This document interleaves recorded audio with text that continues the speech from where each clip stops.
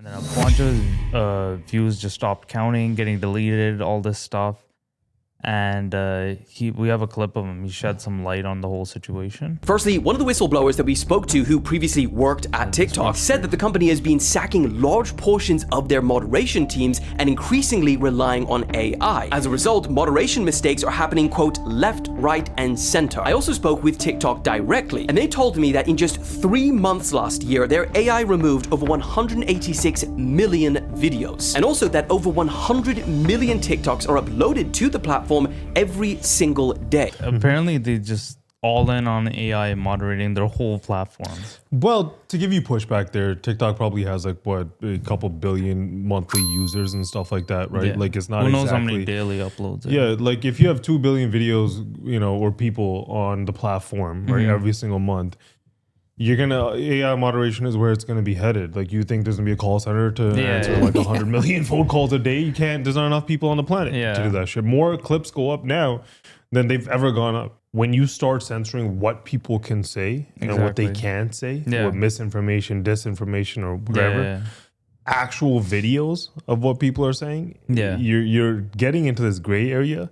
But because I've always felt like, if there's a video, then you see the actual person, right? And you see the person being like, nah, I rebuke this claim, right? And I'm refuting that idea. And that's why this is my stance on it. Then somebody else goes, no, you're wrong. This is how I feel. And you're like, oh, interesting, right? And you make up your mind, right? You should always make up your own mind after consuming a bunch of opinions or whatever. Anything, go read, get some information. Always do your own research. But I feel like when you eliminate that, and you start to decide that certain voices should be louder because you're suppressing certain things. It's a gray area. Yeah, that's like a part of his main complaint, this guy and other creators too, right? It's the inconsistency. And the bias kind of is shown, right? Specifically when he was talking about Venezuela or political content, that's what's getting censored. Even if you follow all the guidelines and like you're saying, you're a real person giving your opinion, and within their guidelines, that's supposed to be fine. You're not showing any violence. You're not doing anything. You're following all the rules. And they still take down your video after it is already getting pushed and has like 3 million views. It's taken down.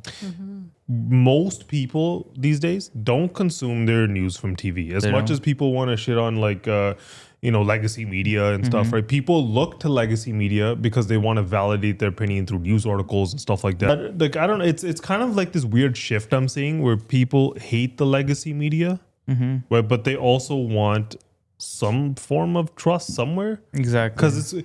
Because it's weird when you see the ideologues, when people can't objectively look at things like we were talking about. It's disturbing to watch. Yeah, it's like, yo, buddy. You don't see what's in front of you. Yeah, we could have a different perspective on something, sure, right? But, and everyone does it. You see it with the Epstein files. People are omitting certain things and they're talking about certain things. Left does it, the right does it, right? To paint a narrative like, hey, this is right, that's wrong. That's the kind of shit they do. But that's why I think it's important not to moderate voices. Right. And if you're the person who was on the right and you were like, oh no, when TikTok files, or the Twitter files, everything that was happening with them, thank God Elon saved the world when he, bought Twitter or whatever, right? You should be just as annoyed if TikTok's doing this to left-wing creators. Exactly. Right? You should always be on the side of free speech.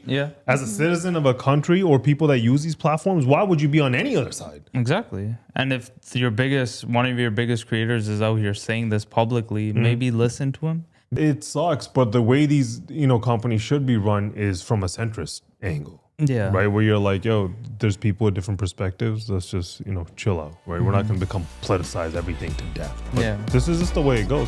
But that was just my 2 cents on it. When I started thinking about Netflix buying Warner,